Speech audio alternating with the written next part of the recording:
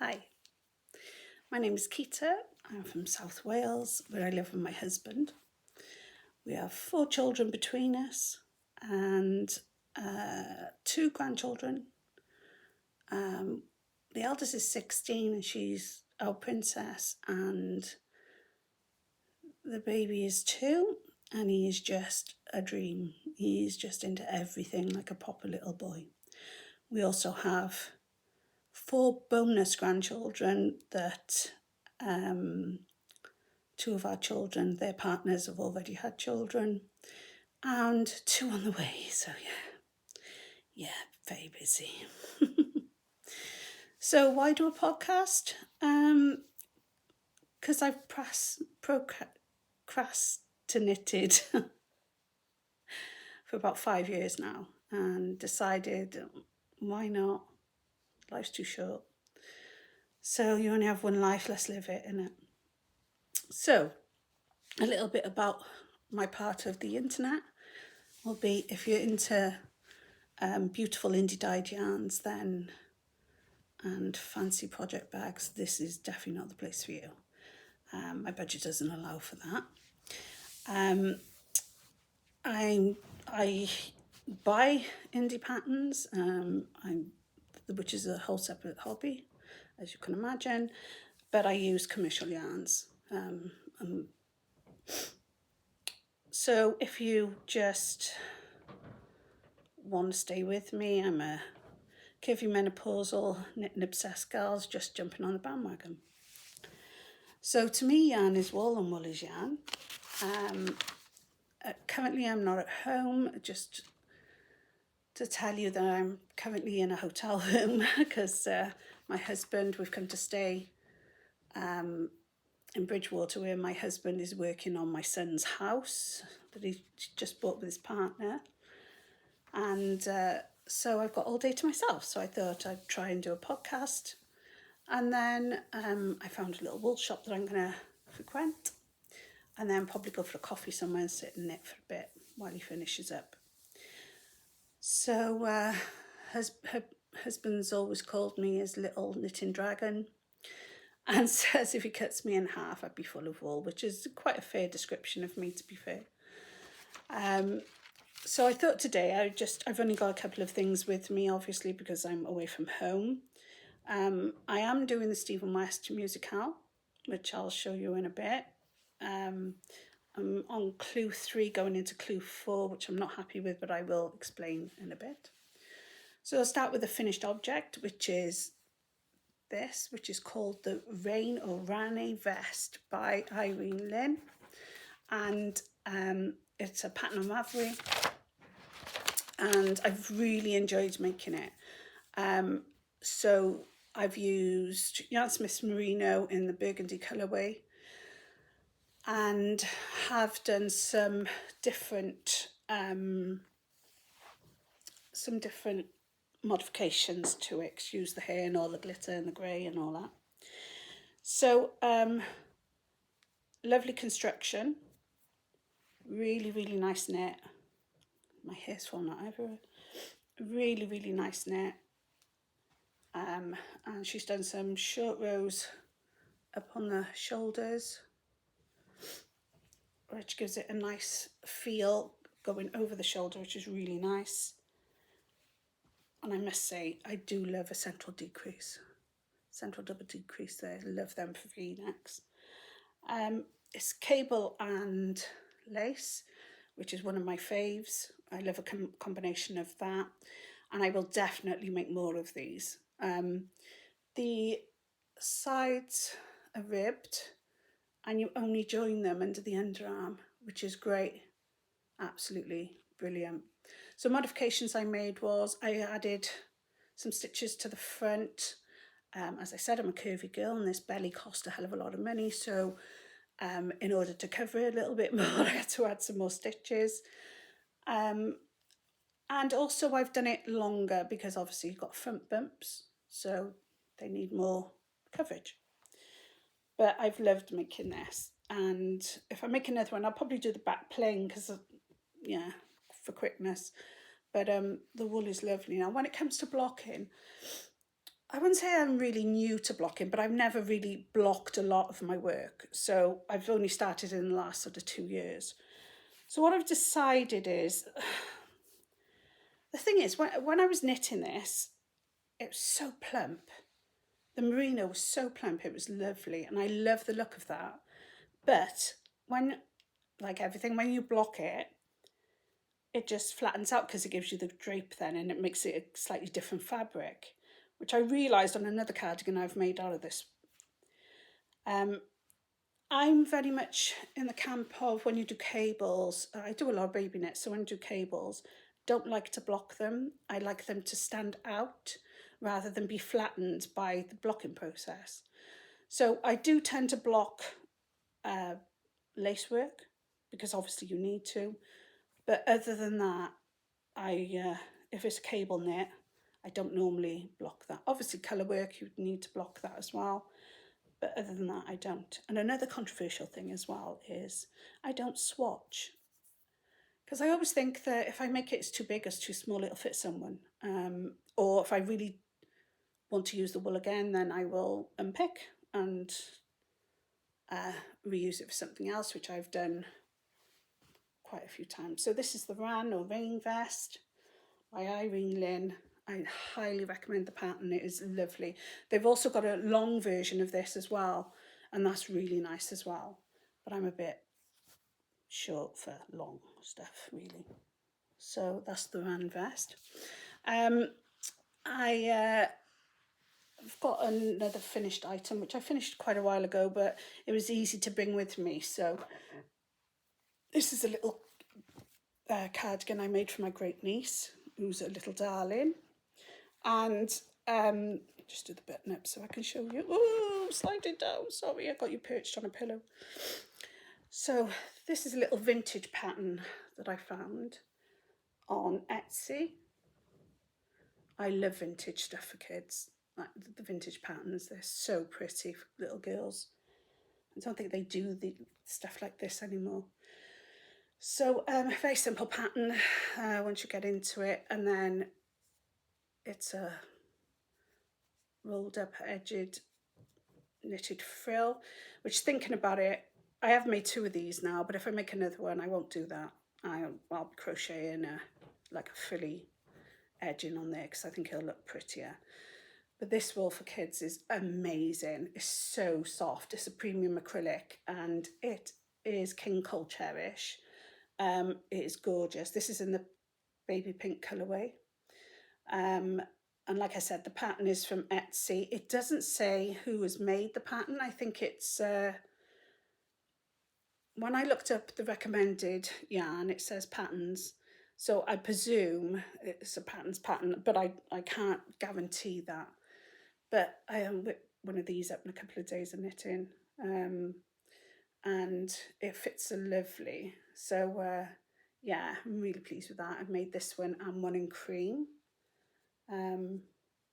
Yeah, I just put a little diamante button on there because her mum is into like all frills and things. She's a beautiful little girl. So that's that. So if you don't want to watch this bit, that's absolutely fine. This is about Stephen West, and I got quite a bit to say about it, to be fair. So this is my colourways, and do you know what? I have really enjoyed making this somewhat. So I'll go through the yarns with you first. So this one is light lavender. I don't know if it's showing really because the lightening here is not very good. Light lavender is a drops alpaca that I already had in stash. This one is the hint of grey, and that's Yarn Smith's merino sock. This one is amethyst, drops flora, lovely again. And the deep plum is by Yarn Smith's merino sock again. So yeah, it's come on quite well.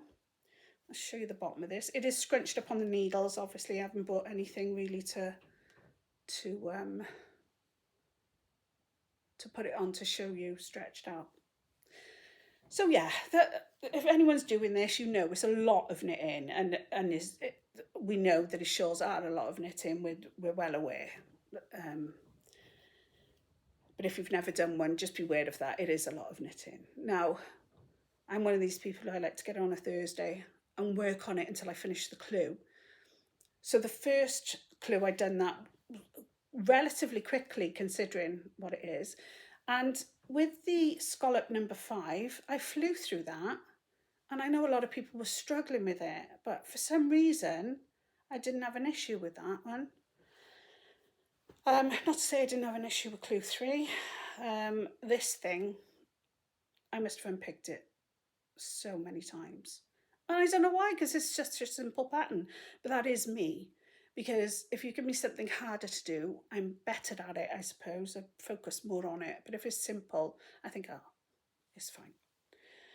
So yeah, I like the waves. I like how he's done this. I do not like two colour brioche, so I don't use it. I like single colour brioche. For some reason, I've never liked two colour brioche, so that was never an option for me. So I was always going to do the garter ridges. And then he brings out clue 5, and most of it is, I know you can do the garter ridges and stuff like that.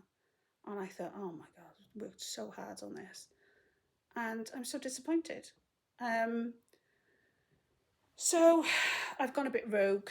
I've gone back to have a look at the glow hair shawl, his glow hair frost shawl, which I have got on the needles actually, that I'm working on, but I'm doing it in a single pink colour. And I thought I'm going to just take a lace section. I know it's not lacy. I know it's not designed to be lacy. I don't care. I'm going to do maybe 1 or 2 lace sections on this one, and it's for me, so which is a miracle because all my shawls get given away. But yeah, so I'm loving my colour choices. This pink looks quite pale on camera, but it's quite nice. It's lavender, is quite nice. And I love alpaca. It's like one of my faves to knit with. And this drops alpaca I'll be buying again to make more, because I've used it on other things as well, and I've absolutely loved it. So yeah, so that's my Stephen West. There's not really much to, I haven't really got much to say about it, but nah, the brioche is really not for me. So, and I know it, like I said, lace isn't in it, but I don't care. That's what's going to happen. So they're the only things I've brought with me. I have got a couple of things in the car that I'm working on. I can't show on here because I'm hoping a lot of my family members will watch this at least. So yeah, I've got that to do. Oh God, moving you again. I'm so sorry. Yeah, so I've got a couple of things in the car that I'm crocheting on. Just looking through my notes to make sure I've covered everything. And I am going to try and put photos in here of the patterns that I've mentioned today. So that's really most of the knitting content, other than to say that Tom Daly's Game of Wool is coming on Channel 4 on the 2nd of November at 8 o'clock. Can't wait for that. That looks fab, looks great fun. And it's about time they did a programme on knitting, to be fair. So now I'm going to go on to the bits part of this podcast, and I'm going to try, even though I've got lots of ums in it, I'm going to try my best not to have to mess too much with this video, because I'm not really good at that kind of thing. So basically a bit about me. I'm classed as a disabled person. I've got chronic illness, and I'll say chronic illnesses is the best way to describe it. So knitting has always been an outlet for me. I've knitted for over 40 years, and I wouldn't say I was a person who knit up until I was about 30 or something. Yeah. So I started about 9 up until I was about 30. I was a person who knitted. Now I'm a knitter, and I have been for the last God knows how many years now. So crochet, I basically taught myself. YouTube videos and things. I've been crocheting for a long time. But these two activities are sat down activities, very sedentary. I get it, which is perfect since I haven't worked now for like 15 years. So perfect outlet for me, perfect creative outlet. I love crafting. I do a lot of it, some of the crafting. I love diamond painting. I've picked up cross stitch, but my hands just won't work sometimes because of really bad arthritis. And so I struggle with knitting and crochet because of that as well. And I get tendonitis in my wrists and things like that. And it's so painful. And then I have to stop, which isn't pleasant. To know when your outlet is that and you've got to stop because of pain. And in the past, I've just taken painkillers and tried to carry on and just made my recovery worse because of it. But I can't imagine not being able to knit. I find that really difficult to have to give up something that I love so much. And yeah, I think, you know, we've been to Wonderwall in up near North Wales, and I absolutely loved it. Being in a community full of like-minded people is amazing, even if you're just shopping, because I haven't got a community around me. So even though I've taught lots of people to knit and crochet, I haven't got like a support group, if you like. So I switched to the online community and seen, you know, I watch various podcasts from Canada, America, all over really. And I love that. I love that like-minded people, and we've all got, and it's our knitting and it's our project and we can do what we like with it, and there's no rules. And if you knit in a different way to the next person, it doesn't matter if you get the same, if you get the outcome that you want. I'm definitely not a snob when it comes to knitting. I use acrylic yarns, usually premium acrylic yarns though. But you know, I love Stylecraft, I love Drops, I love Yarn Smiths. They're all the things I use quite often. I love King Cole. And, you know, there's many others that I use as well. But when it comes to the more expensive type yarns, I just can't justify it. And then I worry, you know, I do buy soft yarn and stuff, but then I worry of, you know, if indie dye yarns, I know some of them, you know, leave a lot of dye in the water and things like that, and can spread the dye and stuff, and that worries me. And I think if I've paid a lot of money for a skein of yarn and I've knit it and want to block it and stuff, and then it leaks onto the other parts of the fabric, I would be absolutely devastated. I just, apart from that, I just can't justify it, and I don't want to justify it because don't get me wrong, I've got a stash. I'm very lucky. I've got a craft room in my house. I haven't sewn for quite a long time now because I've got problems with my neck, but I do enjoy sewing as well. I made lots of things for other people, very rarely anything for myself. And I wouldn't say I was a selfish knitter either, but if you're an adult and I've made you something, you know I love you, because that's hard going. But I draw the line at knitting black. I don't even knit black for myself, so you've got no chance with that. So yeah, that's a little bit about where I am with everything. I've got, I would say about 20 whips, which I'm not very happy about. I need to do like a whip parade, pull them out and decide if I'm going to keep or frog, or decide what I'm going to do with them. And I need to do that. I make lists of my long-term whips, and I decide from them. Then I bring out one month, and maybe another one another month or whatever. And I keep a log of all my knitting. And I used to use a spreadsheet and use different colours for if I frogged it or finished it or whatever, and set up formulas so that I put my start date and end date in and see how many weeks that had taken me to finish or knit or whatever. Yeah. But I got bored of that. So then I did sheets, project sheets. And I did that for a year, got bored of that. Then I bought project books and wrote in there, and I got bored of that. So eventually I bought I can't get it for you now because it's over there, a notebook, and my daughter did a cover for it for me, for like Keita's Craft Bible or whatever it's called. And in there I keep all my new cast-ons for the month. I got a notes section or to-do section. Then on the other page I've got things I'm actually working on during that month. And then the bottom half of that page then is finished objects for that month. And in the back of that I keep a list of everything I finish throughout the year with start and end dates. And I've got a page for long-term whips, like I explained, so I don't put them in my monthly. I used to put them in my monthly sheet, but I don't anymore. And that is, it's amazing to have a proper record of what I'm doing. But I do want to get some little project. I'm going to make some little project sheets and add them to each whip, so that I know, because sometimes, I don't know if you do this, but you take, because they're your favourite needles, you take them off and reuse them, and then you forget what needle size they were, or you've lost the pattern or whatever it is. So yeah, that's my intention, is to do that.